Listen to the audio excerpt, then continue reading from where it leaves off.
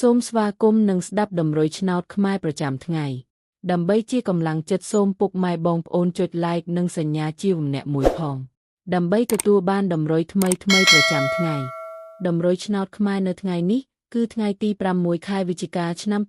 2025ដើម្បីកុំឲ្យខាតពេលយូរសូមស្ដាប់តម្រុយឆ្នោតពី admin មានលេខ91351335សម្រាប់ប៉ុស្តិ៍APCD សម្រាប់លេខ OZ admin មាន2គ្រាប់គឺ OZ ខ្ទង់20និង70សម្រាប់3លេខគឺ admin មាន2គ្រាប់ផងដែរគឺមានលេខ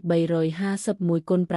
991គុណបើសិនជាពុកម៉ែបងប្អូនស្រឡាញ់និងពេញចិត្តលេខទាំងនេះពុកម៉ែបងប្អូនអាចយកលេខទាំងនេះទៅផ្សងសំណាងបានជាចុងក្រោយសូមជូនពរពុកម៉ែបងប្អូនដែលយកលេខខាង admin ទៅផ្សងសំណាងហេងយើងទាំងអស់គ្នាជូនពរពុកម៉ែបងប្អូនជួបតែសំណាងនឹងសុខភាពល្អសូមជម្រាបលាជួបគ្នានៅថ្ងៃស្អែកបន្តទៀត